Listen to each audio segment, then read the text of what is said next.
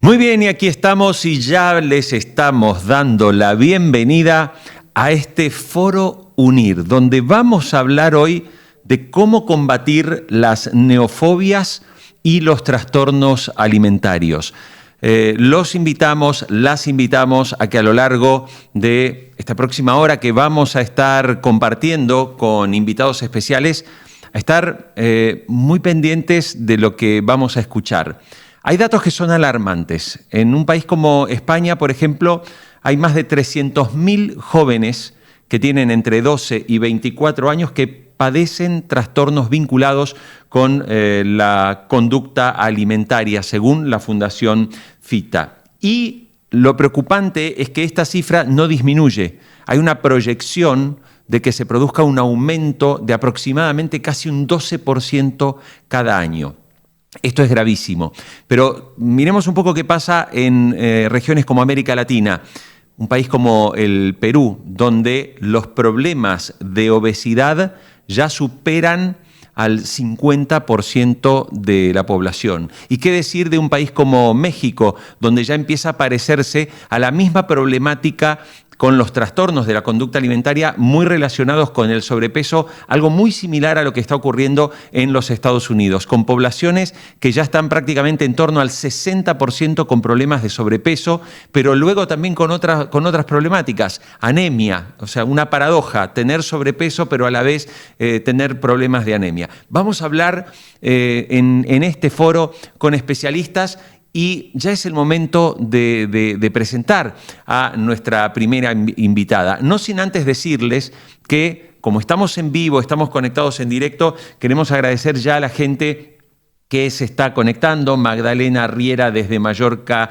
España, Mercedes Chicote que nos está saludando, Laura también conectada desde España, María desde Madrid, Belén Camín desde Madrid también en España. Tenemos gente de Málaga, Celia Morales. Bueno, agradecemos a todos y a todas las profesionales que en este momento se están conectando, tanto en España como en América Latina. Ahora empiezan a llegar muchos mensajes. Bueno, es el momento de presentar a nuestra invitada especial y es un gusto recibirla en este foro. Hoy nos está acompañando Rocío Ramos Paul. Ella es psicóloga clínica, es profesora del Máster de Psicología General Sanitaria en la Universidad Pontificia de Comillas. Pero quizás para la gente muy joven que recién está estudiando, no lo tenga tan presente, pero los que tenemos hijos sí la conocemos muy bien, porque Rocío, en realidad no es Rocío, es Supernani, ¿sí? Que fue conductora de un programa de televisión, una especie de reality que tuvo muchísimo éxito en España hace algunos años, cuando algunos teníamos hijos bastante pequeños y la mirábamos habitualmente. Rocío, es un gusto y un placer recibirte en este Foro Unir. ¿Cómo estás? Pues muy bien, soy Rocío Ramos Paul. Aquí soy psicóloga clínica, que es lo que he sido toda la vida. Y al final, efectivamente, el programa ha hecho que llegue a muchas casas y a mucha gente, pero hoy vamos a hablar de lo que es clínica pura y dura, es decir, de las neofobias, ¿no? Luego, además, desde donde me gusta estar, que es el centro mío de psicología, el que dirijo, así que me gusta más estar aquí que haber hecho el programa de Supernani, no te digo más.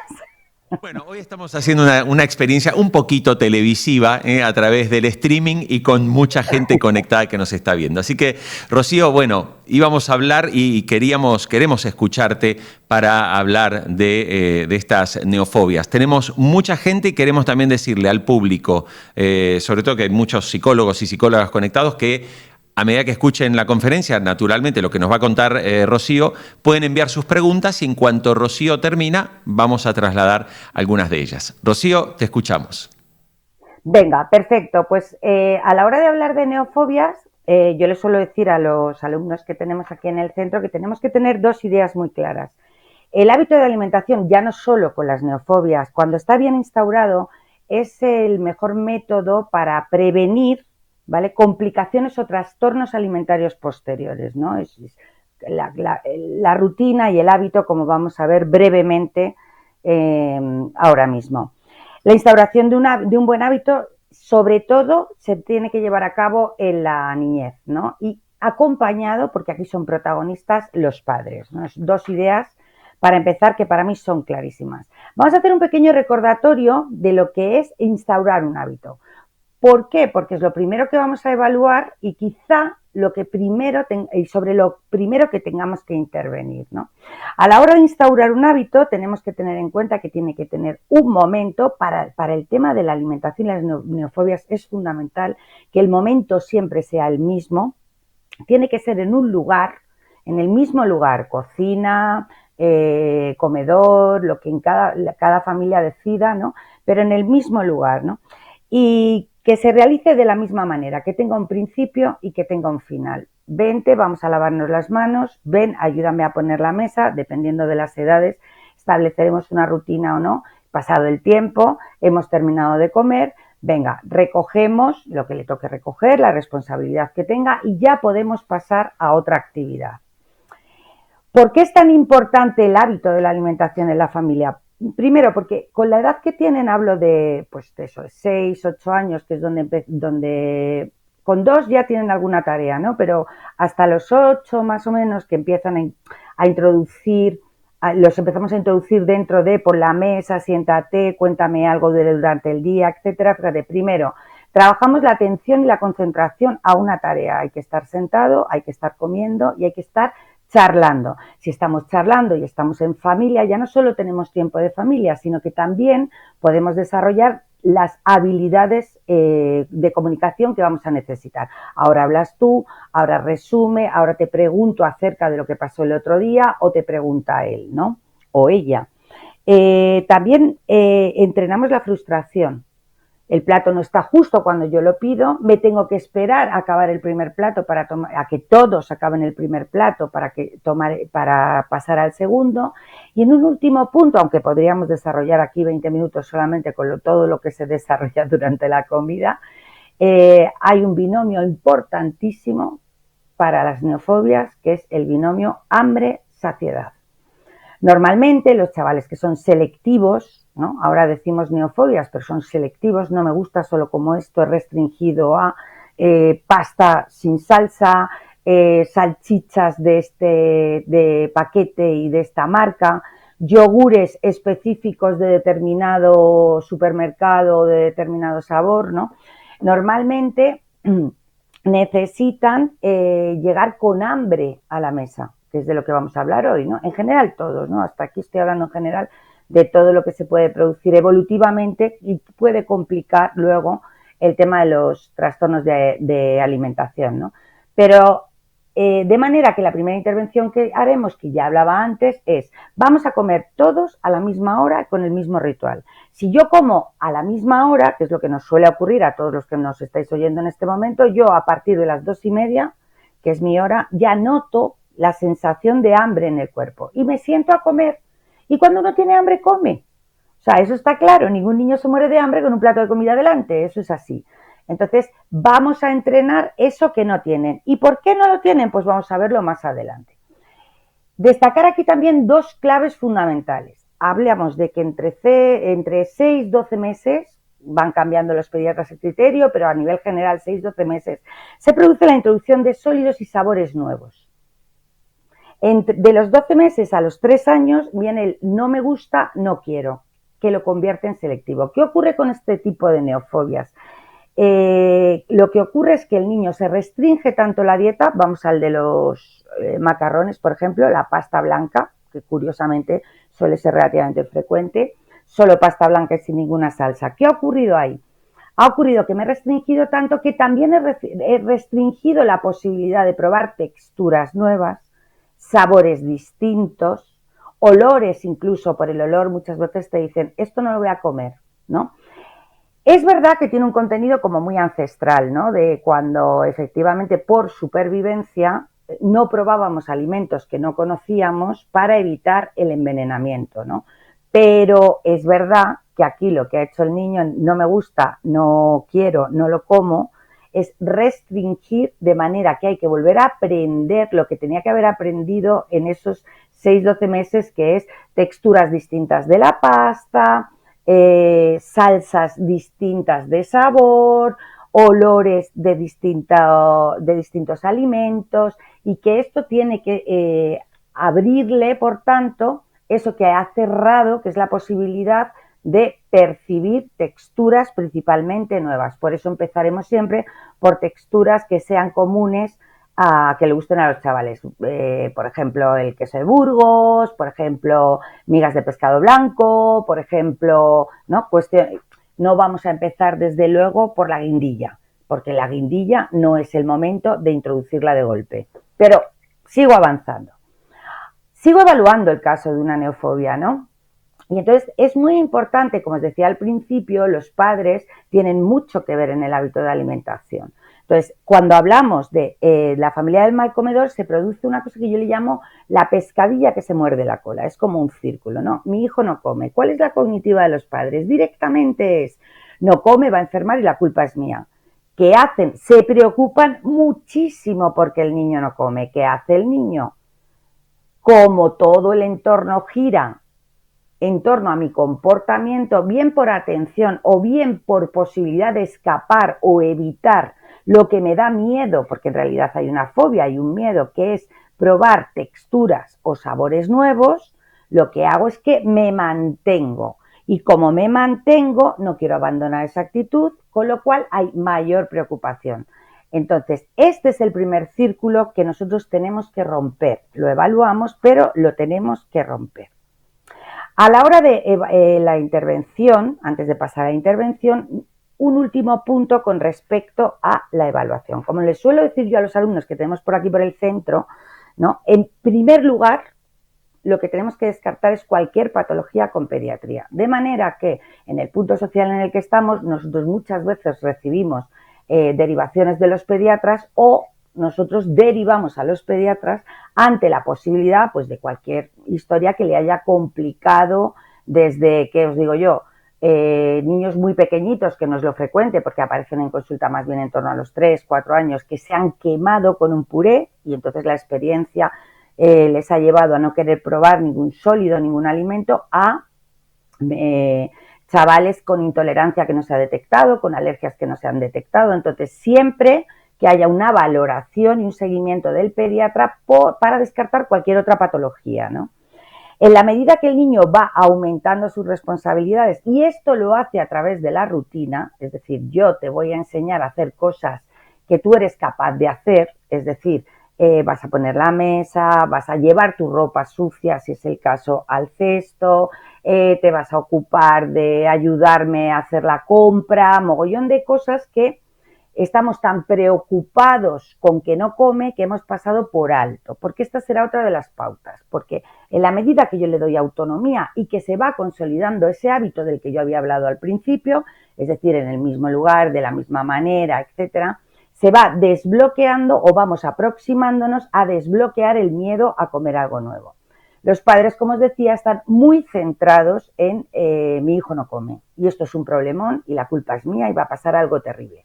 Por lo que otra de las primeras intervenciones que vamos a hacer es contadme qué hace vuestro hijo adecuadamente y qué se os ha pasado por alto. Porque lo que hacen los padres es contarte todo el listado de no come esto, no come lo otro, no come lo otro, y como vamos a ver, el hecho de que su hijo no coma restringe la actividad social también, ¿no? Entonces hay que enseñarles a empezar a ser selectivos con aprendizajes que el niño ha llevado a cabo o con autonomía, con responsabilidades que cumple o que le llevan a la autonomía y que sean capaces de decirle me encanta cuando haces esto, ¿no? Y ahí ya empezamos a desbloquear lo que nosotros llamamos que es irritabilidad familiar, que es uno de los factores que distorsionan más las relaciones de las familias y no nos ayudan en ningún caso a desbloquear lo que queremos desbloquear, que es el miedo a probar alimentos nuevos. Hay una última pregunta que yo siempre manejo con los alumnos que tenemos por aquí y les digo, a ver, no se os olvide preguntar si solo le pasa en casa. ¿Por qué? Porque hay muchos niños que teniendo un cierto miedo, no digamos fobia, o habiendo tenido un entorno que ha atendido en demasía su intento de evitar o escapar a comer sólidos, llegan al comedor del cole, ven al resto de sus iguales y por puro modelado dicen, venga, pues yo me lo como también, ¿no? Pues si a este no le pasa nada, a mí tampoco. Y entonces resulta que en casa mantienen los beneficios, los que sean, no tienen por qué ser positivos que le haya dado ese comportamiento, pero fuera no. El pronóstico aquí es infinitamente mejor, pero bueno, yo voy a hablar de aquellos que han generalizado el comportamiento tanto fuera del cole como dentro del cole. Apuntar aquí que hay mucha preocupación, por eso os decía, ¿cuándo aparecen? En torno a los 3, 4 años, porque claro, el comedor escolar no se queda con un niño que no come, con un niño que no mastica, ¿vale? Una cosa es la escuela infantil, pero cuando hemos empezado con primaria, muchos padres se encuentran con la imposibilidad de dejar a sus hijos en el comedor, con lo que eso repercute además en la conciliación familiar, ¿no? Os voy a contar lo que cuentan los padres ahora. En la primera sesión, la primera frase, por supuesto, es mi hijo no come, la vamos a ver luego. Y la siguiente es, si mi hijo come, todos en casa somos felices, ¿no? Es decir, ¿has tenido un buen día? Sí, he tenido un día maravilloso porque ha cenado, ¿vale? ¿Esto qué ocurre? El factor primero sobre el que vamos a intervenir también para petición de cambio a las familias es, le recojo del cole y lo primero que le digo a mi hijo, ¿qué te ha puesto de comida? ¿Has comido? Es decir, fijaos lo que está generando en el entorno. Si come, tenemos un buen día. Si no come, fatal. La familia además va restringiendo, porque a nadie le gusta escuchar, este niño lo que tiene es tontería, este niño si tú le pones un plato seguro que come, déjamelo a mí una semana que ya verás cómo yo lo arreglo, lo que son las abuelas, los tíos, lo que es opinar todo el mundo. Entonces empiezan a restringir comidas familiares, no, mejor vamos al postre, ¿vale? Que ahí da igual si te lo tomas o no te lo tomas, ¿no? Restringen también, por ejemplo, las excursiones del niño, porque como el niño no quiere comer y no quiere, además, cuando empiezan a ser 6, 7 años, tampoco quiere que el resto sepa que no come o no quiere recibir la crítica a que no lo come, pues entonces se acabaron excursiones, excursiones del cole, salidas de acampada, etcétera. Fijaos que hasta qué punto hay, y conozco, hemos tenido aquí casos de familias que dado que había restringido tanto como que tenía que ser una única marca de un supermercado determinado, las vacaciones de verano iban en función de si el producto de salchicha, en este caso era salchicha, que quería, estaba en la zona donde ellos iban a veranear, ¿no? Lo esclavo que es y la irritabilidad, por otro lado, que genera en todo el entorno familiar. Sí que es verdad que no nos podemos olvidar que el niño lo que siente en la neofobia es pánico a enfrentarse con alimentos distintos. Y ya sabemos, todos los que estamos escuchando este foro, que el miedo, la forma de combatirlo es enfrentándolo. Luego, ahora sí, vamos a empezar a hablar de la intervención y de cómo conseguimos ayudar a este niño a que enfrente el miedo que tiene a probar alimentos nuevos. Ya sabemos que ese es el origen del problema, sabemos que lo puede mantener la atención del entorno y sobre todo que el entorno facilite escapar o evitar probar alimentos nuevos, con tal de que coma, esta sería la frase, ¿no? De evitar o escapar. Con tal de que coma, mira, si son macarrones, yo le pongo macarrones. Si son macarrones y salchichas, pues son las dos cosas que come. El primer cambio que vamos a pedir a la familia, ya estamos en intervención, es que se sienten a comer en la mesa y que estén el tiempo, ¿vale? Que dura, que solemos pedirles que sea en torno a 20, 30 minutos, no más, ¿no? Pero que se sienten con sensación de hambre. Es decir, fijaos, a lo mejor hay familias donde lo único que tienes que enseñarles es qué hacer si tu hijo se levanta de la mesa. Hay chavales con neofobias, y hablo 3, 4 años, no precisamente muy pequeñitos, donde la aparición del tenedor, ¿vale? O de un cubierto distinto, ¿vale? O del alimento distinto, una tortilla, estoy pensando, ¿no? En uno de los casos que hemos tenido hace poco, una tortilla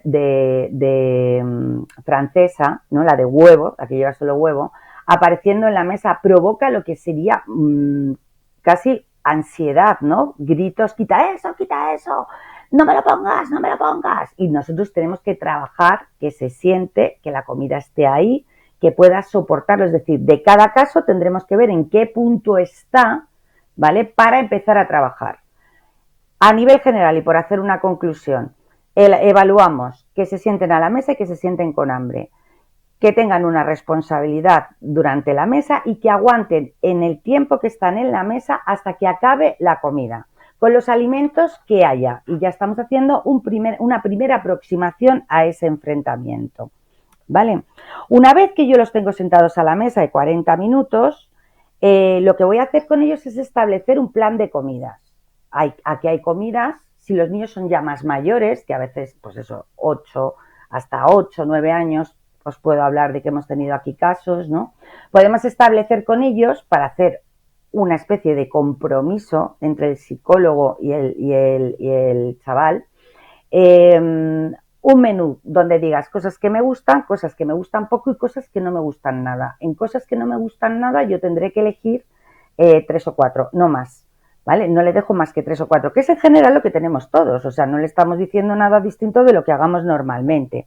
Para introducir los alimentos nuevos, yo sí que lo sé, que le tengo que decir que los iremos haciendo aparecer en la mesa y una vez que los introduzca, los tendrá que volver a repetir hasta integrarlos en su menú general.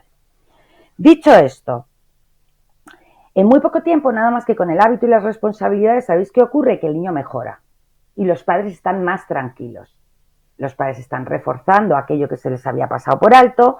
Además, están teniendo comidas familiares donde la orden es no hablar de comida y hablar de lo que ha ocurrido durante el día, ¿vale? Y entonces los padres lo primero que te dicen ya en esta segunda, tercera sesión es, ojo, qué bien, mira, el comportamiento alimentario de mi hijo no está evitando que yo pueda llevar a cabo mi vida normal, porque es otra de las pautas que les vamos a dar. Si hay comida familiar, vas. Si el plato que le ponen lo pones delante, no pasa nada. Si hay excursión, lo llevas. Si hay media mañana, le pones lo que corresponda en media mañana. ¿Que no se lo come? Tranquilidad. No vamos a hablar de eso ahora. Le vamos a ayudar a que vaya enfrentando. Primer ejercicio.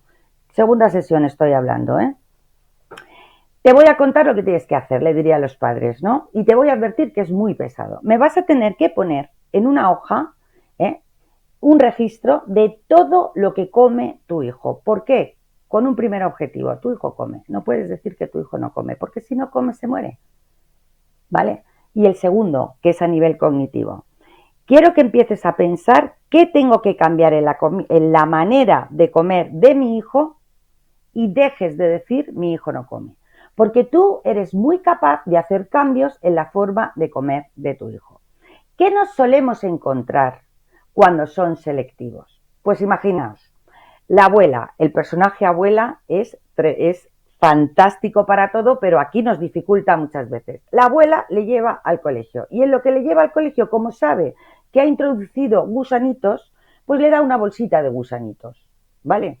La madre que llega o el padre que llega, ¿vale? Tarde y entonces le trae de repente una piruleta porque en un cumpleaños, que suele ser así, probó una piruleta, la piruleta cayó y entonces cayó en su boca, lo probó y ya lo ha incorporado, ¿no?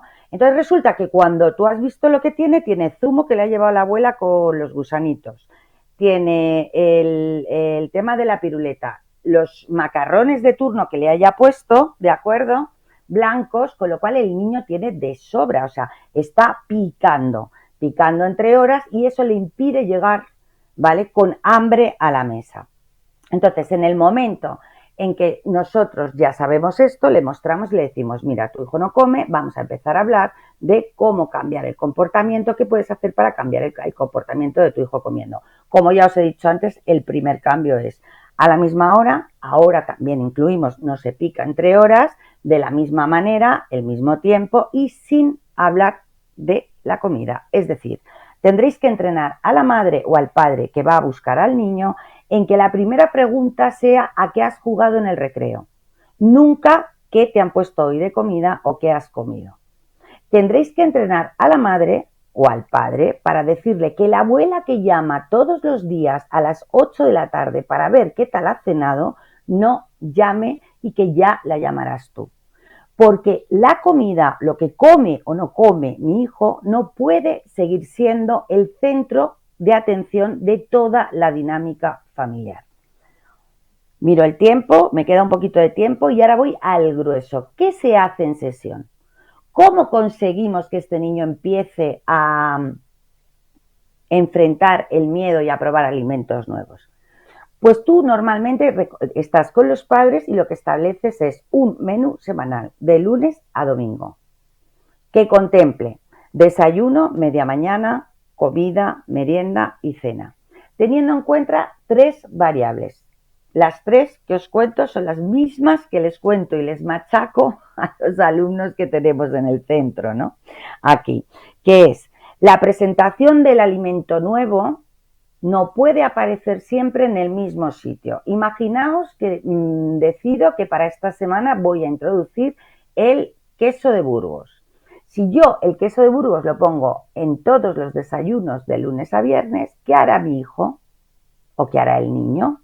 El niño se salta el desayuno que ya conoce dónde va el alimento nuevo y pasa directamente a la merienda, ¿vale?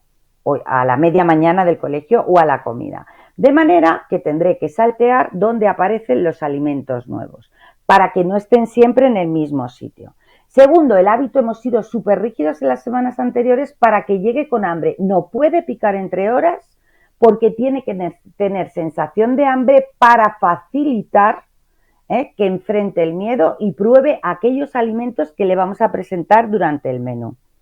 Una vez que incorpora, desbloquea un alimento, imaginaos que ha probado el queso de Burgos, ¿vale? Tiene que volver a aparecer semanalmente porque tiene al menos que probarlo unas 15 veces para que haya incorporado textura, sabor y olor y no sea un problema ni una dificultad volverlo a comer. Y por último, si hay algún alimento del menú que se niega y que además ves que se niega realmente, o sea que le produce mucha más ansiedad, llora más, protesta más, grita más, en ese momento tú decides quitarlo y ya lo volveremos a sacar o no con el tiempo. De manera que durante unas cuantas semanas, es decir, hasta que desbloquee la ansiedad, mientras vamos trabajando o seguimos trabajando el hábito de alimentación, no picar entre horas, sentarse a la mesa a comer con él, establecer un tiempo, no poner más menú que el que hay para todos, generar en el menú de manera salpicada alimentos nuevos que tendrá, y si los prueba tendrán que volver a aparecer en la semana siguiente, ¿de acuerdo? Vamos a ir poco a poco desbloqueando. Es verdad que estos casos tienen un punto que pone muy nervioso a los padres, incluso a nosotros, porque hay veces que el niño o la niña puede ser más resistente o menos al desbloqueo.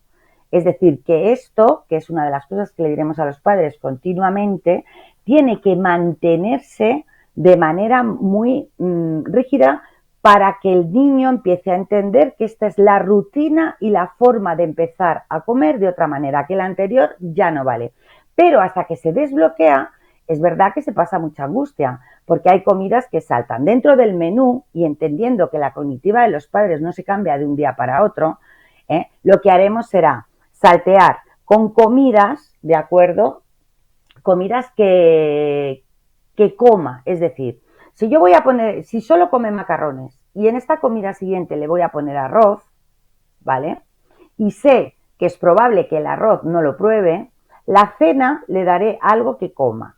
Y le daré algo que coma para tranquilidad de los padres principalmente y para ayudarle a que, y para poder seguir, que ellos puedan seguir haciendo el esfuerzo sin esa cognitiva de se va a poner malo, la culpa es mía, etcétera, ¿no? ¿Qué hacemos también muchas veces? Imaginaos que son macarrones, ¿no? Yo puedo saltar al arroz, que sería un salto estupendo, pero que normalmente no es así. ¿Qué introduzco? Un sabor nuevo. ¿Qué sabor introduzco? Tomate, por ejemplo, macarrones con tomate. Imaginaos lo que es para este chaval que lleva comiendo toda la vida y solo come macarrones blancos, que aparezca el tomate en el plato. ¿Lo inflo de tomate? No, le pongo un poquito de tomate, ¿vale? Y se lo dejo ahí. Es decir, la variable muchas veces, ya os dije al principio, tengo que tener en cuenta la evolución y la evaluación que yo haya hecho del caso. Simplemente es el alimento que come con algo más, algún añadido con un sabor distinto.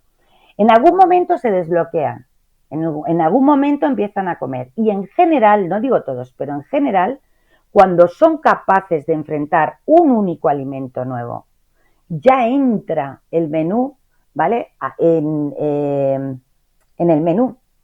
Una gran variedad. ¿De sabores parecidos? Sí, pero ya la experiencia o el aprendizaje del niño es, me he comido esto que pensaba que no me lo iba a comer nunca y no ha pasado nada.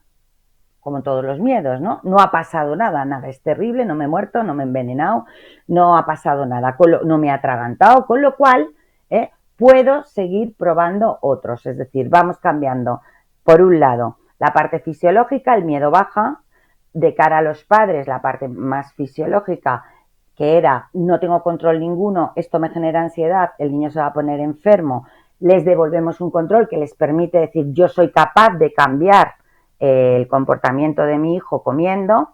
La parte conductual es el cambio que se van produciendo, la introducción del nuevo hábito y el menú, como os he contado, ¿vale? Y a nivel cognitivo, el niño empieza a desbloquear, si desbloquea automáticamente, se siente que es capaz de enfrentar distintos alimentos, abre también todo eso que había dejado cerrado de las texturas, sabores, etcétera. Y a nivel cognitivo los padres entienden que son capaces no solo de ayudar a su hijo, ya mi hijo no se va a morir, mi hijo come, ¿vale? Y además mi hijo, que es la parte más interesante, no es solo come o no come. Mi hijo hace muchísimas más cosas interesantísimas, importantísimas, que tienen que ver con sus responsabilidades y sobre todo con su autonomía y por tanto con su autoestima, ¿no? Dicho esto, y para ir terminando, que ya si no me paso de hora que lo estoy viendo, y dejaros preguntar a vosotros, sí que hay 10 claves que solemos dar a los padres desde el inicio, ¿vale? Que son, a medida que tu hijo vaya siendo capaz, hazle partícipe de todos los preparativos de la comida. Crea un hábito de alimentación, por todo lo que os he contado al principio. No tenemos mucho tiempo y es precioso poder comer en familia y dedicar ese tiempo a hablar solo en positivo. Nunca de cómetelo todo, venga por mamá, por papá, venga por la abuela, ya sabéis todas esas cosas que hacemos normalmente. Simplemente vamos a hablar y no me va a angustiar que estás comiendo, que no estás comiendo. Entonces, crea un buen hábito de alimentación, que he insistido mucho. Fortalece la autonomía de tu hijo, todo lo que sea darle responsabilidades le da autonomía y eso desbloquea también todo lo que tiene que ver con las neofobias y ya con los de onomastica, en general todo lo que trae, ¿no? Los problemas o dificultades de alimentación en estas edades. Intenta, se lo decimos muchas veces, al menos 3 o 4 veces comer en semana, comer en familia o cenar en familia.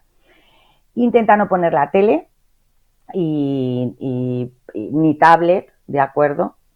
¿Para qué? Para evitar que se distraigan, para que atiendan a la tarea, para que disfruten del sabor, aunque ahora no le guste, ¿no? A todos, por lo menos por aquí, nos encanta comer, ¿no? Y disfrutar de la comida. Reconócele cualquier avance con la comida, vas a ser capaz, mira qué bien, fenomenal, ¿vale? Está estupendo todo esto que estoy viendo. No atiendas el comportamiento cuando su actitud en la mesa no sea la que esperas, es decir, si tu hijo que tiene miedo, que tienes que entender que está venciendo una cosa que le genera ansiedad y que no sabe cómo hacerlo, ¿no? Y que tú le tienes que acompañar y le estás ayudando. Señálale aquello que le aproxima al objetivo. Y olvídate si se levanta y se va. Olvídate si todo el repertorio de conductas que llevan a cabo con tal de evitar o escapar de la situación, ¿no? Sé paciente, firme y constante, estás enseñando a comer a tu hijo y esto no se aprende en un día. Nos cuesta mucho en este momento social explicarle desde nuestro campo a la gente que los cambios no son tan rápidos como el botón, los cambios comportamentales, y mira que en niños es súper rápido, ¿no? Con respecto a adultos, necesitan de un trabajo y de una interiorización, ¿no? Para poder vencer un miedo como es el que estamos hablando todavía más. Y con esto, y escuetamente, creo que os he podido contar más o menos, dar pinceladas de por dónde se inicia nuestro trabajo y por dónde intentamos terminar. Acordaos de la primera frase. El hábito de alimentación, un buen hábito de alimentación, previene trastornos alimentarios posteriores. Rocío Ramos Paul, muchísimas gracias por toda esta descripción y esta lección que realmente nos has dado y que ha sido muy útil, no solamente para padres que también están conectados y nos han acercado algunas preguntas, sino también para muchos profesionales que están conectados desde distintos lugares. Voy a trasladarte un par de preguntas porque es verdad que con el tiempo estamos pasados y también tenemos que pasar a la mesa redonda. A ver, aquí hay una pregunta que me ha llamado la atención que nos plantea Ruth Carpio García y habla del comportamiento de un bebé. Dice, entre los 6 y los 12 meses, dice que no quiere comer y empieza a llorar cada vez que su mamá le da la comida y se la pone encima de la mesa. ¿Empieza esto, empieza a ser una neofobia o es demasiado pequeño para hablar o asociar esto con la ansiedad a comer? ¿Sabes qué pasa? Que por ética profesional soy incapaz de dar respuesta a algo tan concreto sin haber evaluado todo lo que hemos hablado antes, ¿no? Es Vale, verdad que perfecto. con quien mejor puede comentarlo es con su pediatra, ¿no? Su pediatra seguramente le pueda decir, oye, pues mira, esto pasa o no pasa, y ya, como decía antes, ¿no? Los pediatras a día de hoy saben perfectamente cuándo, hasta dónde pueden llegar ellos y dónde podemos entrar nosotros y ayudar.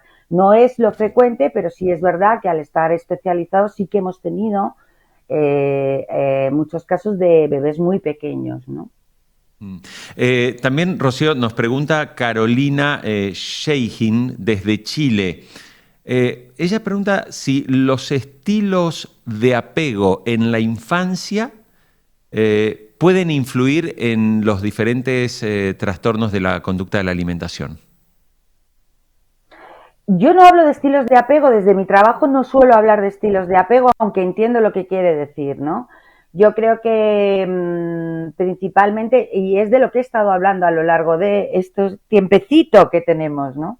Efectivamente, cuando un padre piensa que es responsable de la salud de su hijo, que su hijo no está comiendo y que es culpa suya, tú ya estás estableciendo una relación con tu hijo donde a lo mejor muchas veces venga, como sea que coma, ¿no? Y entonces te encuentras padres o madres, indistintamente, que dan de comer al hijo solamente por el hecho de que coma y no tienen en cuenta la autonomía. Y entramos un poquito en este tema que tenemos tan complicado y que hay que debatir tanto de la sobreprotección, ¿no?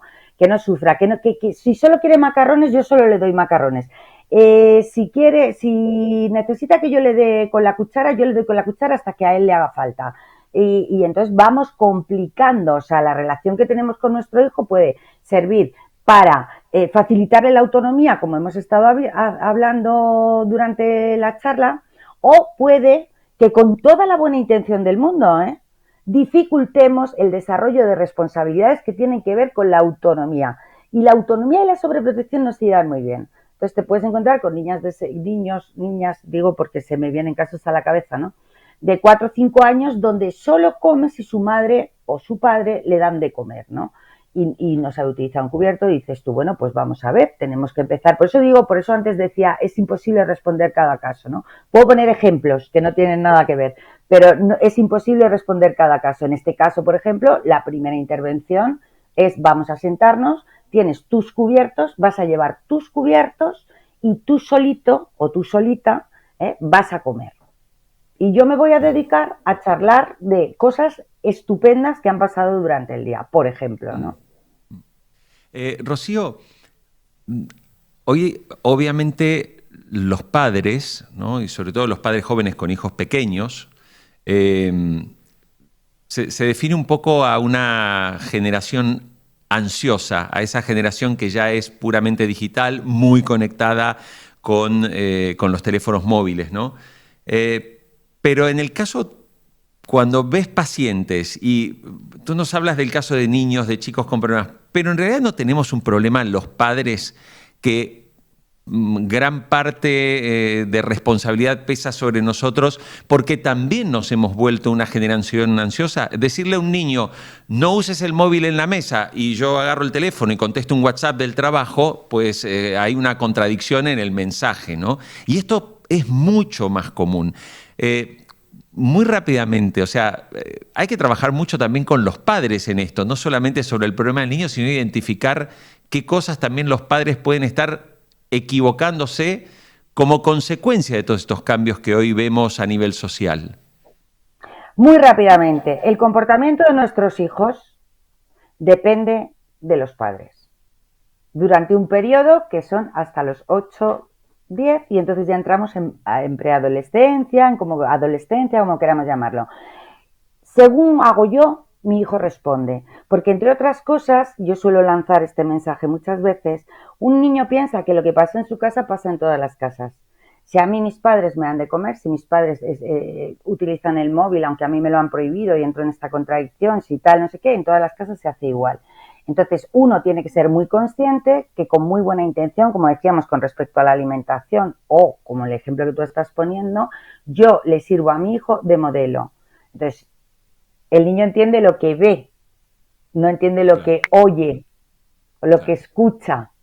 Entonces, si yo le digo, no utilices el móvil cenando y yo lo cojo, no, es que la llamada es muy urgente. Bueno, pues muy urgente, hay veces que aquí hay que decirle a los padres, a ver, hazme una lista de 10 para abajo que es urgente o que no para tener un móvil encima de la mesa. Se está muriendo alguien, estás esperando que te den la noticia de un posoperatorio, no sé, ¿no? Porque muy urgente no es dónde voy a cenar el viernes. Claro. Rocío Ramos Paul, queremos agradecerte muchísimo este rato con nosotros en este foro UNIR. Ha sido de verdad un placer verte y escucharte. A vosotros, muchísimas gracias por la invitación. Muchísimas gracias.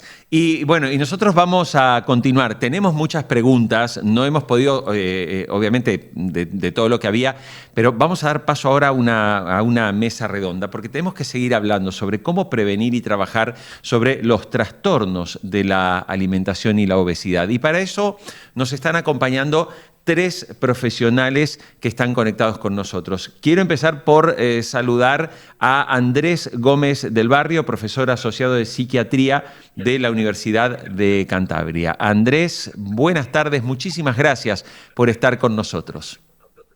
Buenas tardes, encantado de estar con vosotros y poder participar y responder las preguntas que la audiencia me diga. Bien. También saludo ahora a Beatriz Alonso Tena, doctora de Educación por la Universidad de Valencia. Beatriz, un placer saludarte. Activamos el micrófono, que no te oímos. A ver ahora. Todavía no te oímos. Bueno, voy adelantando y saludo mientras tanto, mientras resolvemos el tema técnico, saludo a Ana Figuer Benavent, que es psicóloga sanitaria especializada en TCA, trastornos de la conducta alimentaria. Ana, buenas tardes, bienvenida. Hola, buenas tardes. Muchas gracias por invitarme en este foro tan interesante. Bueno, tenemos la verdad que muchísimas preguntas. No sé si Beatriz, ¿nos escuchas ahora? O a ver si te escuchamos a ti. No, seguimos sin escuchar a Beatriz, como si tuviera... Tenemos, sí, tienes que activar el micrófono y por eso no te estamos recibiendo. Bueno, Perdón, a ver, ahora sí. ahora sí, bien, perfecto. Bueno, ya que estamos y funciona, voy a empezar, Beatriz, voy a empezar contigo. Tú eres autora del programa de prevención de TCA y obesidad en entornos educativos llamado Everybody Has a Body. Sí. A ver, ¿qué papel, y esto tiene que ver con la última pregunta que le hacía recién a Rocío, ¿no? ¿Qué papel juega la familia en la implementación activa de un programa de estas características? Yo considero que la familia es un entorno decisivo a la hora de llevar a cabo una prevención que sea efectiva, ya que muchas veces los mensajes sobre el cuerpo, la comida, la autoestima se transmiten de forma consciente o inconsciente desde casa. Por eso creo que en las sesiones de prevención es muy importante incluir sesiones de formación y acompañamiento familiar, ya que tú puedes estar educando a los niños, enseñándoles sobre la diversidad corporal, sobre la alimentación consciente, saludable, etcétera, etcétera, Pero si cuando llegas a casa tu madre o tu padre te dice, pues estás demasiado gordita, todo lo que se ha trabajado en la escuela se viene abajo, porque la familia tiene mucho más peso en estas edades y en cualquier edad. Entonces es muy importante y es decisivo incluir a las familias en este tipo de programas de prevención. Me gustaría también preguntarle ahora a Andrés, y le voy a trasladar una pregunta que nos está llegando a través del chat, que es de Roberta Gangui Becares desde España. Andrés, a ver, ella pregunta si crees que un TCA puede realmente superarse al 100% o esto será como, por ejemplo, pasa en el caso muchas veces de las adicciones, ¿no? Se superan, pero siempre hay un riesgo de recaída.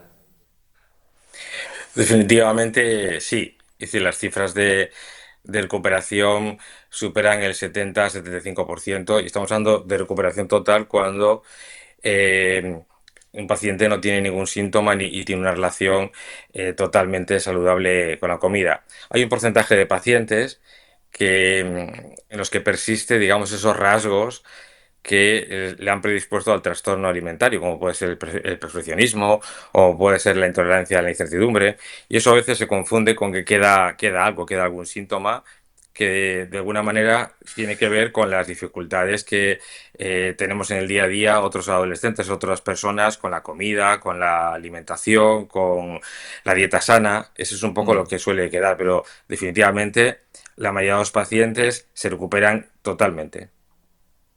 Bien, perfecto. Ana, tú como psicóloga que está especializada en los trastornos de la conducta alimentaria, aquí hay una pregunta que nos traslada Manuela Ochoa, que está conectada con nosotros a través del chat, y dice, ¿hasta qué punto creen que el consumo de redes sociales puede tener un impacto en los trastornos de la conducta alimentaria? Bueno, como todos sabemos, ¿no? Los trastornos de la conducta alimentaria son multicausales, o sea, no hay una única y sola causa. Lo que sí que los factores psicosociales son muy importantes, como también, como apuntaba Andrés, los factores biológicos, de personalidad, psicológicos y también los familiares, como también decía Blanca. A nivel psicosocial, pues el modelo de belleza, ¿no? El estereotipo de belleza cala mucho, pero hoy en día la influencia de las redes ha impulsado o ha intensificado, ¿no? Esta presión social estética que es factor de riesgo para desarrollar un trastorno de la conducta alimentaria. Y Ana, cuando pensamos en esto de redes sociales, claro, ahí seguramente estamos hablando ya generalmente ya más bien de adolescentes, que son quienes se conectan más con las redes sociales.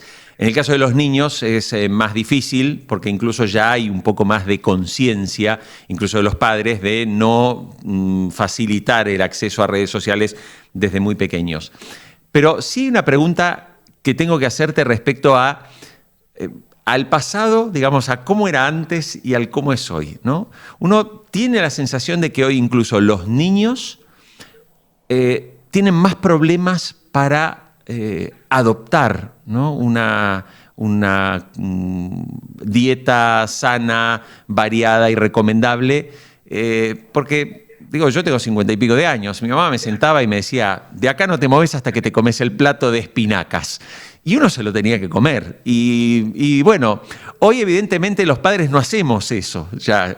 Entonces, ¿tú crees que en eso ha habido un empeoramiento a lo largo del tiempo, quizás por, no sé, la publicidad, el marketing, etcétera? ¿O es que hoy somos más conscientes de identificar el problema y de buscar cómo resolverlo? Bueno, el que hoy en día se diagnostica más fácilmente porque hay mucho más conocimiento, ¿no? Sobre los trastornos de la conducta alimentaria, está claro. Pero sí que es verdad que la cultura de la dieta, todo el culto al cuerpo, todo esto se ha intensificado mucho, aunque en los 90, ¿no? El modelo de belleza, ¿no? Nació hace muchos años, el estereotipo extremadamente flaco, ¿no? En donde se va asociado al éxito, a la felicidad. pero hoy en día a través de las redes hay muchísima información, desinformación muchas veces. También el modelaje de los padres, como indicaban, es súper importante, ¿no? No puedo pretender que mi hijo tenga buena autoestima si a mí constantemente me oye diciendo comentarios negativos sobre mi cuerpo, ¿no? Al final, la sociedad, tal y como ha avanzado, ¿no?, en los últimos 20 años, ha puesto en evidencia, ¿no?, el que la comida saludable se ha llevado al extremo, la obsesión por tener un cuerpo determinado, por cumplir unas características, todo el tema de la grasofobia que hay, ¿no?, que se asocia el hecho de la gente que tiene sobrepeso o obesidad, ¿no?, a que es un factor que está bajo su voluntad, ¿no?, porque no come o no hace el ejercicio que necesitaría hacer. Todo esto, ¿no?, hoy en día ya cada vez hay más conocimiento, claro, y se puede ir trabajando desde otra perspectiva, pero aún cuesta mucho el instaurar la idea de que el hábito alimentario, la actividad física tiene que estar motivada siempre por un estilo de vida saludable, no por un control del peso, ¿no?, y por tener un cuerpo determinado para cumplir una estética concreta. Beatriz, hay un área que obviamente es fundamental. Niños, niñas, adolescentes pasan muchas horas al día en un entorno que es el colegio, ¿no? O la escuela, como queramos llamarla. Y allí, bueno, muchos incluyen la comida o la llevan de casa o porque comen en el comedor, etc. Ahora, hay una tarea, y a partir de tu especialidad, ¿no?, que tienes como doctora en educación, que es la de trabajar en el aula, ¿no? Y obviamente hay un rol seguramente de los docentes en el que también ellos pueden contribuir de alguna forma a educar, a orientar a esos chicos a través de la enseñanza en el ámbito del colegio para que sean más conscientes. Ahí yo te quería preguntar qué métodos o qué dinámicas son más efectivas en el aula para trabajar en la prevención de los trastornos, sobre todo en los niños pequeños. Ya. En primer lugar, yo creo que es muy importante trabajarlo con el alumnado sin hablar de forma explícita de trastornos, sino que el docente se debería de centrar en trabajar el cuidado del cuerpo, la valoración de uno mismo, la salud. Esto sea la edad que sean los alumnos. Pero por otro lado, en niños pequeños que me estás preguntando, yo creo que las dinámicas más efectivas son aquellas que se basan en el juego, en la expresión corporal, en las actividades artísticas, en los cuentos, ya que trabajar la imagen corporal desde un enfoque positivo y no competitivo, desde que son muy pequeños, favorecer la expresión de las emociones, promover la aceptación de la diversidad física a través de actividades lúdicas, suele tener un impacto muy positivo a estas edades. También serían muy útiles las dinámicas grupales que pudieran fomentar el respeto mutuo, la empatía, la autoestima, las relaciones sociales. Y ya tal y como los alumnos van aumentando en edad, van siendo más mayores, podríamos ir subiendo el nivel de complejidad, añadiendo conceptos teóricos que sean necesarios que conozcan, pero siempre teniendo en cuenta que lo que se hace en clase debe estar conectado con su realidad, con la realidad. Es decir, nosotros podemos estar trabajando conceptos de alimentación saludable, pero la realidad se ha de ver plasmada en la escuela, porque las comidas que hacen los niños y niñas en la escuela han de ir en consonancia. Es decir, los almuerzos, el comedor, si hay un huerto escolar, las festividades.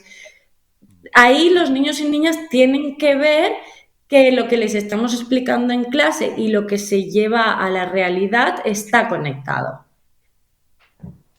Yo quiero trasladarle también una pregunta, Andrés, que me parece muy interesante, que nos está haciendo Jocelyn Mamani Coragua desde Perú. Habla si para este tipo de trastornos es ¿Es necesario llegar es necesario llegar a tratamientos farmacológicos donde directamente haya que trabajar ya con medicación? Para la anorexia nerviosa, cuando estamos hablando del perfil, digamos, restrictivo, no está indicado el uso de la medicación, salvo en casos donde haya comorbilidad con una ansiedad elevada o un trastorno obsesivo compulsivo o un cuadro depresivo. Pero para la anorexia nerviosa no está indicado el uso de la medicación. Sin embargo, para los casos de bulimia nerviosa o trastorno por atracones, sí que la evidencia científica habla de que combinado con la terapia psicológica, el uso de antidepresivos, como puede ser la fluoxetina o otro fármaco inhibidor de la recaptación de la serotonina, sí que podría ser adecuado.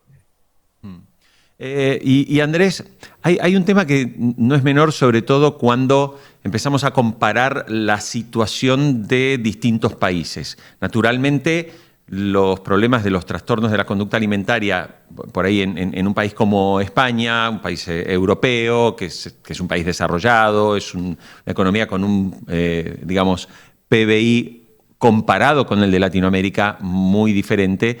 Claro, cuando miramos lo que puede pasar en países como Perú, como Colombia, nos encontramos que las situaciones, por ejemplo, las situaciones de pobreza, para este tipo, y te pregunto si hay realmente una respuesta en este sentido, o sea, entiendo que hay que trabajar de manera, hay un trabajo diferente para esos entornos donde, por ejemplo, los niveles de ingresos, los niveles de formación, los niveles de alfabetización son más bajos que en un país como España, más desarrollado?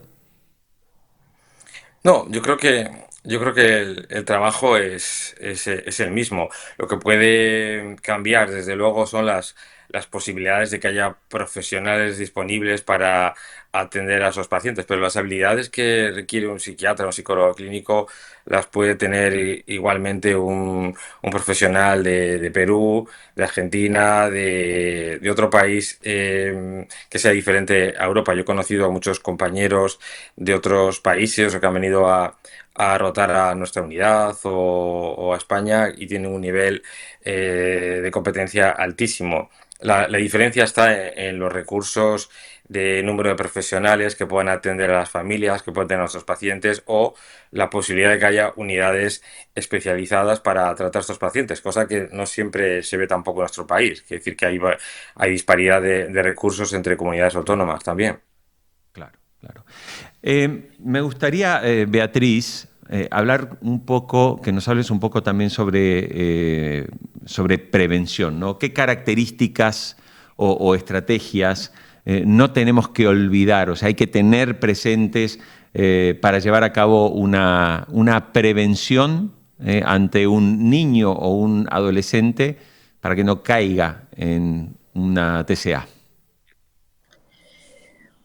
Vale, te agradezco la pregunta. Hacer un pequeño matiz, yo creo que la prevención, para que sea verdaderamente efectiva, voy a intentar no alargarme mucho, pero es fundamental que las estrategias se basen en 4 pilares. Y el primero sería matizar que siempre se debe integrar la prevención de los TCA junto con la de la obesidad, ya que se deben considerar el mismo tipo de problemática, y aunque puedan parecer contrarios, son la misma realidad, y es que son un problema de alimentación y peso. Si se trabajan de forma diferenciada o aislada, pueden hacernos caer en contradicciones peligrosas, hacer que el alumnado no entienda bien el mensaje, ya que por un lado les puedes estar diciendo que el peso no importa y por otro que deben adelgazar. Lo siguiente sería abordarlo desde una perspectiva de transmisión de salud, como estaban comentando los compañeros. No hay que caer en el discurso de peso o de delgadez, sino de buscar el bienestar físico y emocional. Yo el mensaje que más repito es que hay que comer sano para estar sanos, no para estar delgados. También que es muy importante incluir los factores de riesgo y de protección de estos trastornos. No solo abordar la teoría acerca de la salud y de la alimentación, sino que se deben trabajar las emociones, las relaciones sociales, potenciar una buena autoestima, vida activa, conciencia crítica, como estábamos comentando, hacia los medios de comunicación, que aprendan a ser críticos con los mensajes que salen hoy en día en las redes sociales, en la televisión, en los medios de comunicación en general, y por supuesto trabajar la diversidad corporal. Y por último, el cuarto pilar que ya habíamos comentado antes sería la familia. No se puede avanzar sin contar con la familia. Yo creo que esos son los 4 pilares básicos cuando hablamos de prevención de TCA y obesidad. Muchas gracias. Ana, me gustaría trasladarte una pregunta que nos está haciendo en el chat, a ver, que están entrando muchas preguntas, que nos hace Mireia, ¿no? Dice, a ver, ¿cómo puedo diferenciar cuando hay un trastorno de la conducta alimentaria concreta o simplemente una preocupación por lo estético que en ocasiones puede ser algo temporal? Vale. Hablamos de trastorno en el momento en que la persona presenta un sufrimiento, ¿no? un malestar muy evidente, y también cuando la persona pierde el control sobre su hábito alimentario. Al final tenemos que entender los TCA como un iceberg en el que en la punta, ¿no? En la parte visible, vemos todo lo relacionado con el cuerpo, con la imagen, con la alimentación, pero en la parte inferior y en lo que se tiene que trabajar, sobre todo, es en toda la parte emocional, todas las inseguridades, las ideas irracionales, las experiencias vividas, los comentarios que ha recibido, todo esto. Esto es lo que genera la mala relación con la alimentación y el TCA. Perfecto. Te quiero trasladar ahora, Andrés, ya terminando prácticamente, que nos quedan muy poquitos minutos. Tengo también una pregunta que nos acercaba recién, ya digo, Angelina Carmena, dice también desde España. Me dice, a ver, me gustaría saber cómo trabajar con una paciente con anorexia nerviosa, el miedo a engordar, ya que con mucho infrapeso es uno de los objetivos de la terapia. ¿Alguna recomendación, Andrés? Pues claro, evidentemente el miedo a engordar es una de las características fundamentales de los trastornos alimentarios. Lo que pasa es que en cualquier trastorno alimentario hay que ordenar, digamos, las fases de tratamiento. Cuando una paciente está en infrapeso, lo normal es que entre en un bucle de cogniciones, de rumiaciones, que le va a ser muy difícil poder abordar hasta que no esté suficientemente bien a nivel nutricional. Entonces, no suele ser el momento idóneo para poder trabajar esas cogniciones que la paciente nos traslada, que tiene que ver con el miedo a engordar, el miedo a perder el control, etcétera, etcétera. Normalmente en esa primera fase el tratamiento indicado es la recuperación nutricional y por tanto muy conductual. Si está en el hospital, es seguir un plan conductual que se tenga en el protocolo de dicha unidad, y si está en casa, pues trabajar con la familia, empoderar a los cuidadores y seguir una recuperación basada en hábitos, como os han comentado antes, y el apoyo, digamos, a los síntomas derivados de esa ansiedad que le va a producir comer. En el segundo estadio, cuando el paciente se recupere, aparecerán esas cogniciones, esas emociones, y será el momento de trabajarlos a través de terapia cognitivo-conductual, identificar esas emociones y ayudarles a regularse de otra manera. Sabemos que la conducta alimentaria es un gran regulador emocional para la mayoría de los pacientes y tendremos que ofrecerles alternativas para que dejen de utilizar los hábitos alimentarios bien restrictivos o compulsivos. Y ya en una tercera etapa será cuando podamos trabajar la imagen corporal. Ahora me gustaría ya para terminar, quisiera preguntarte, Beatriz, esta es una pregunta que nos llega de Vanessa Blas. ¿Cuáles son los detonantes más habituales para, digamos, de este tipo de trastornos? O sea, porque claro, hablamos del trastorno, pero ¿qué es lo que provoca o qué es lo que detona un trastorno? La misma pregunta en realidad también se la traslado también a Ana, ¿no? Para tener dos miradas, una desde una mirada más del mundo del ámbito de la educación y también de una especialista en TCA. Me gustaría empezar contigo, Beatriz. Debemos tener en cuenta que los TCA son multicausales. Nunca o raramente podemos decir que se deben a una única causa. Lo que yo sí tengo muy en cuenta como docente es que hoy en día los niños y niñas y los adolescentes están muy influenciados por lo que ven en redes sociales. Y lo que ven en redes sociales es casi siempre un único tipo de cuerpo, muchas veces manipulado, porque en redes sociales lo que se ve muchas veces no es la realidad, y ellos tienden a normalizarlo y a quererlo imitar. Entonces, aunque hay muchas más causas que se deben abordar y trabajar de forma conjunta, esta es una muy particular que debemos tener en cuenta y debemos trabajar para que sean conscientes desde pequeños y sean críticos y no se les pueda engañar. Luego debemos tener en cuenta que hay muchas otras, potenciar una buena autoestima, relaciones sociales, una buena alimentación, vida activa. Hay muchos detonantes distintos. No sé qué opina la compañera. Eso, Ana. Bueno, como bien dices, ¿no? Es multicausal, hay muchos factores de riesgo que pueden hacer a la persona más vulnerable, pero nosotros siempre decimos que una conducta tan y tan normalizada, ¿no? Socialmente bien aceptada e incluso bien valorada algunas veces, como es hacer una dieta, entendiendo la dieta como un patrón restrictivo, no un hábito alimentario, al final es el principal factor desencadenante de un TCA. Bueno, yo les quiero agradecer realmente muchísimo a los tres estos minutos, esta mesa redonda que hemos compartido. Andrés Gómez del Barrio, gracias por habernos acompañado en este foro. Muchas gracias a vosotros. Bueno, Beatriz Alonso Tena también, muchísimas gracias. Muchísimas gracias, ha sido un placer. Bueno, y Ana Figuer Benavent, gracias también por habernos acompañado en este Foro Unir. Gracias a vosotros. Bueno, y nosotros vamos a seguir porque acá hay algo que es importante. ¿Por qué se necesitan más especialistas en trastornos de la conducta alimentaria?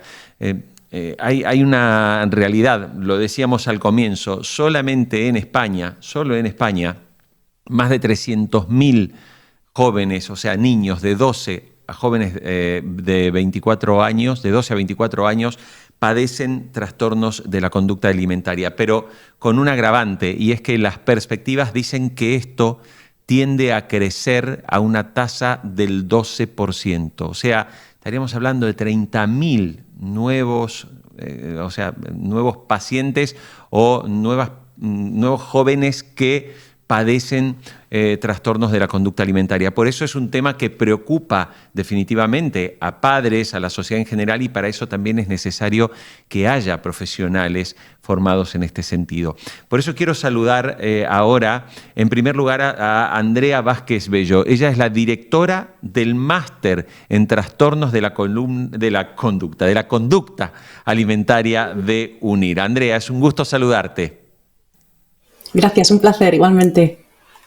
Y también saludo a Blanca Cecilia Almela, que es la directora ejecutiva del máster en intervención psicológica en el ámbito educativo de UNIR. Blanca, un placer recibirte. Encantada, buenas tardes.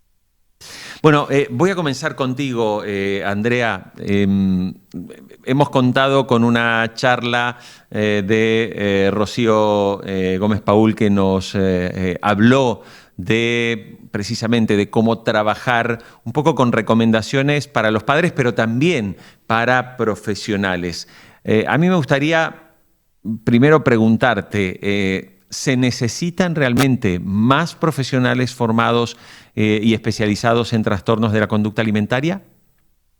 Muchísimo y sin ninguna duda. Además, todos los países necesitamos formación especializada, sobre todo los psicólogos tienen también que aprender estrategias específicas, ¿no? Porque hay muchas formaciones, pero luego se quedan con la sensación de que, bueno, han aprendido técnicas muy generales, pero saber intervenir con cada caso, saber cómo trabajar con los familiares, con las técnicas, es complicado, ¿no? Entonces, desde la titulación trabajamos de esa manera.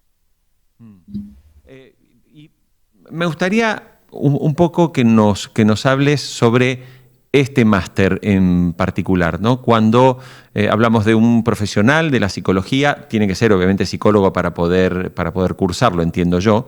¿Qué características principales, o sea, con qué se va a encontrar aquel psicólogo que decide especializarse con este máster?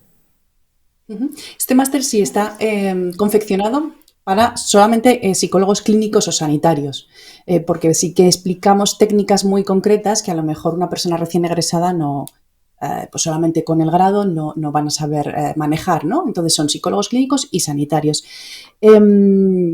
Trabajamos con mucha gente de países de Latinoamérica, tenemos muchos alumnos de allí, también de España, y el perfil es ese, especializar para que luego se encuentren a la persona en consulta y no tengan que derivar, ¿no? O que no les suponga una frustración, porque muchos compañeros también, al no saber manejar estos casos, son casos complicados, ¿no? Generalmente lo pasan muy mal en consulta. Entonces, bueno, de esta manera, con casos simulados, con actrices, entrevistas, por ejemplo, Andrés, Beatriz y Ana colaboraron con la titulación, con unas entrevistas que les hice, bueno, y con muchas más personas.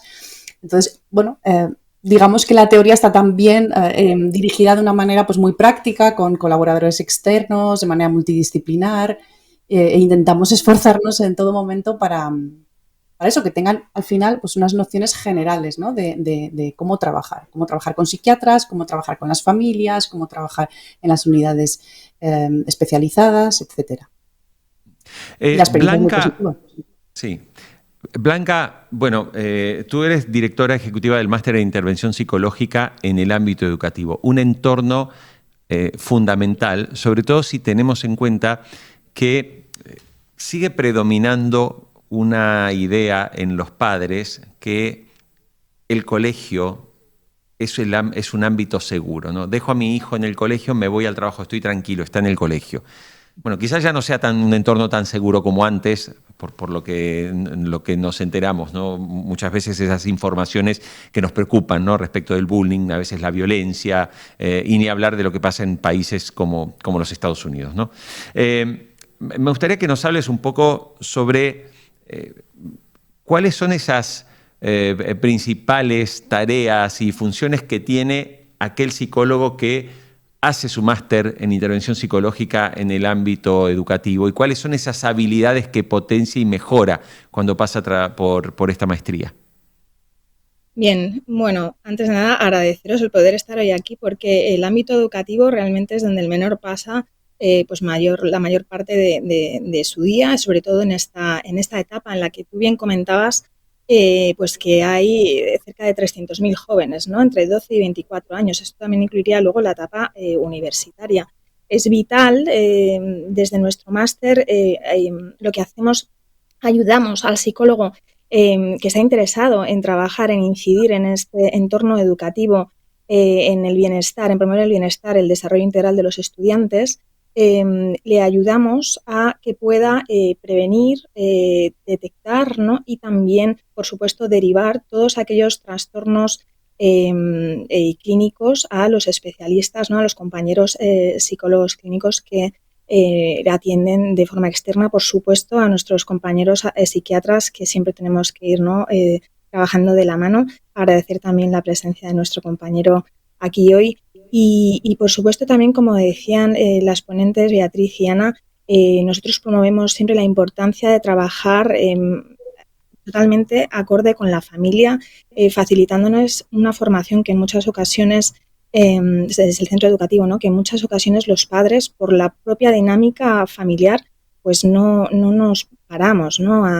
a formarnos cuando realmente es algo urgente y necesario la formación de los padres en todos estos ámbitos, en la exposición a las redes sociales, en cómo yo, como decía antes Rocío, cómo puedo establecer rutinas, hábitos. Nuestros psicólogos incidimos mucho en la formación de que conozcan bien los hitos del desarrollo, conocer cómo es el alumno, las necesidades, la atención a la diversidad, las dificultades de aprendizaje y también el promover, por supuesto, un ambiente seguro, una convivencia en el aula y que acompañen también, por supuesto, a los profesores en todo esto.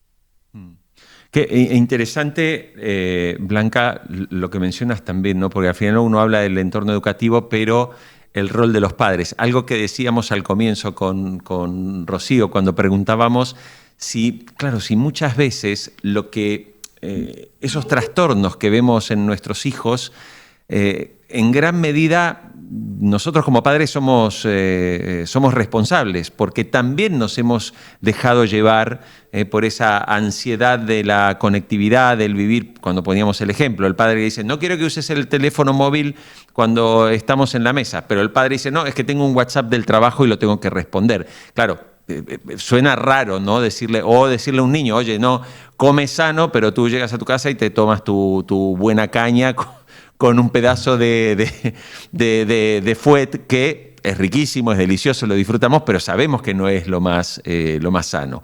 Entonces, hay un foco destacado en esta formación justamente también para que el profesional de la psicología maneje ese aspecto, digamos, ese trabajo con los padres. Siempre en el ámbito educativo y también en el máster tenemos siempre presente a la familia, indagamos también con nuestras materias sobre pues, qué tipos, por ejemplo, de educación hay actualmente, cómo es el acompañamiento de las familias, qué necesidades se detectan, ¿no? Nuestros propios alumnos nos dan feedback, ¿no? de los países en los que ellos están y nos comentan. La verdad es que se enriquecen mucho los alumnos, tanto el profesorado, y vemos que es una necesidad a nivel global el que vayamos alineados y realmente que promovamos esta formación a los padres, que ya se viene haciendo, pero ahora con especial hincapié, sobre todo en estos temas.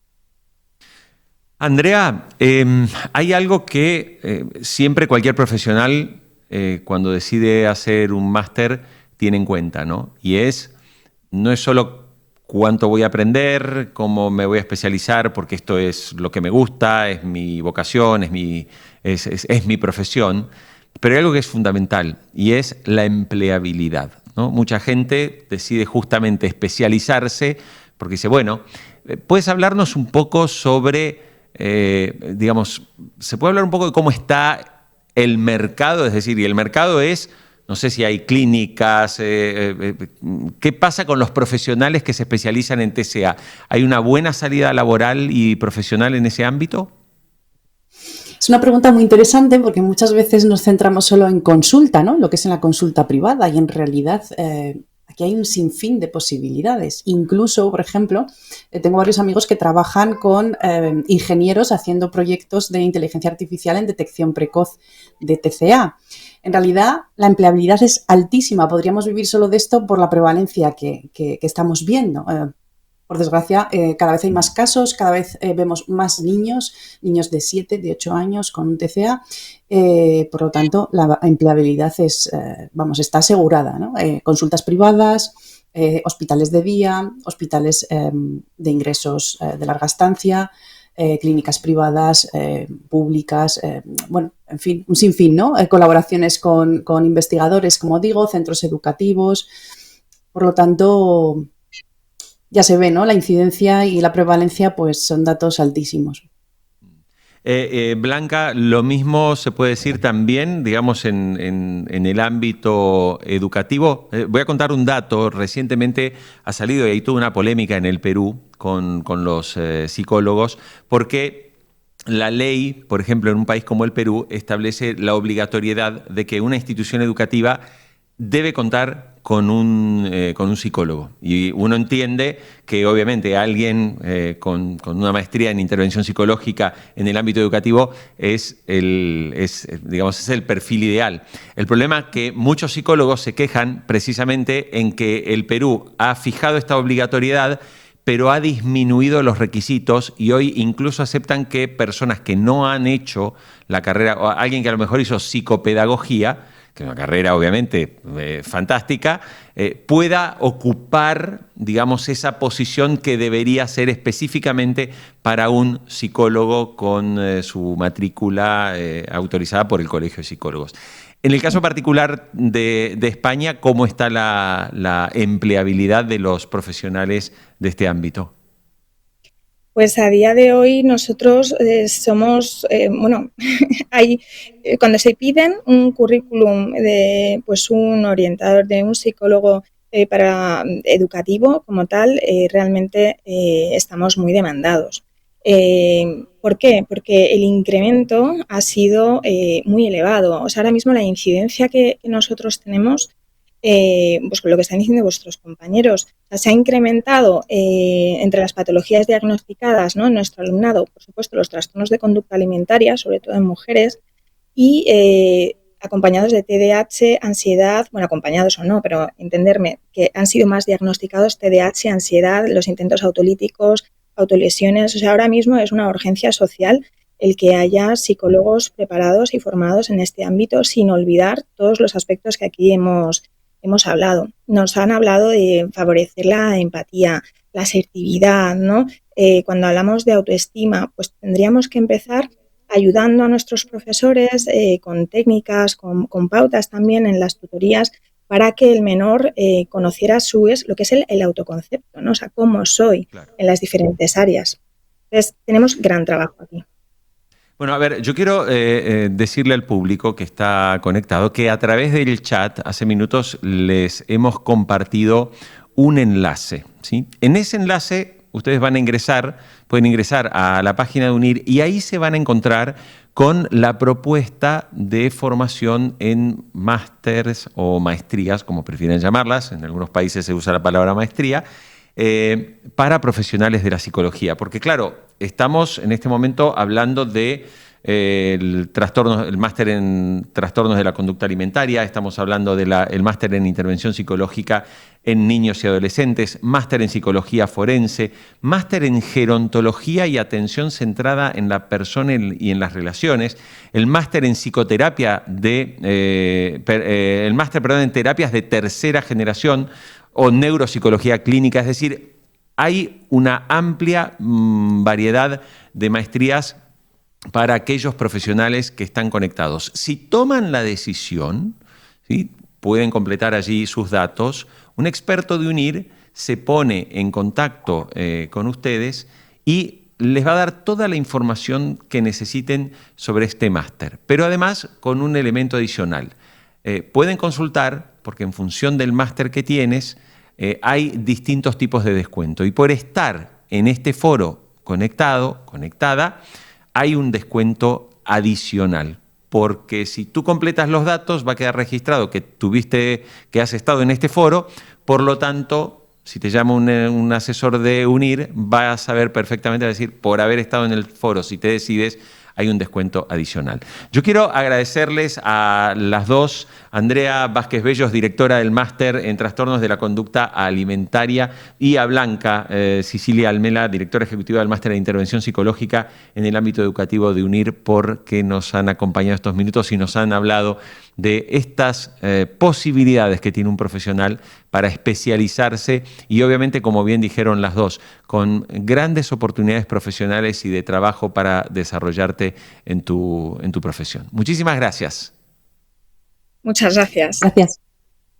Muy bien, y nosotros terminamos este foro. Les recuerdo el enlace que les hemos compartido a través del chat, pero les quiero pedir un favor. Cuando se desconecten, les va a aparecer una encuesta. Si te gustó este foro, si te gustó la charla que nos dio Rocío, si te gustó escuchar a los especialistas que nos han acompañado en la mesa redonda y a nuestras dos directoras de UNIR aquí en este foro, por favor, pon ahí, tienes 3 preguntas, son 15 segundos para responderlas. Por favor, danos una buena puntuación y así seguimos trabajando y haciendo estos foros para todos ustedes. Muchísimas gracias y para cerrar, no te pierdas este momento, porque si eres estudiante, que estás en este foro o estás pensando en estudiar, hay un momento maravilloso e inolvidable, que es cuando recibes el título. Mira cómo se vive una fiesta de graduación de UNIR. Te va a emocionar, te lo aseguro. Quédate. Nos vemos pronto. Será hasta la próxima. Gracias.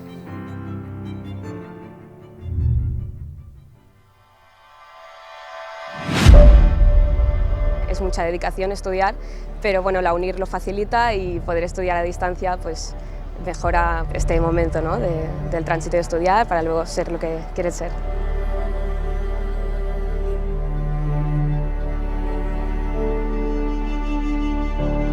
Nos estamos conociendo como muchos compañeros a la vez y es como una sensación muy extraña, es como algo virtual que se convierte en real, ¿no? Y entonces una felicidad enorme por los estudios, el esfuerzo y luego cómo no, por ese compañerismo que hemos estado haciendo durante 4 años. Un final que esperas con ansia después de todo el esfuerzo, el trabajo, el estudio, que al final tiene una recompensa y que mejor que celebrarlo todos juntos, ¿no? Es un premio a un sacrificio muy fuerte, son 4 años estudiando, he conocido a gente muy maravillosa.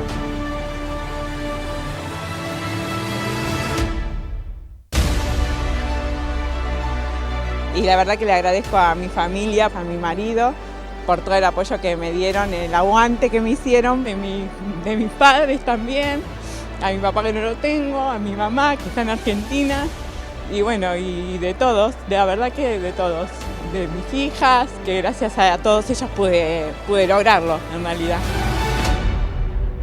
Me acordaba de mi familia, de mi esposa, de mis hijos, que han sacrificado tantas horas de estudio, ¿no? Que quizás no les he podido dar tanto tiempo por estar dándole a la maestría, ¿no? La verdad es que después de 4 años estudiando y haciendo mucho esfuerzo me siento muy contenta y la verdad muy orgullosa de todo el esfuerzo que hemos estado haciendo este tiempo. Cuando estás aquí te desborda la cantidad de gente, todo lo que han preparado, te desborda todo lo que tú te has imaginado.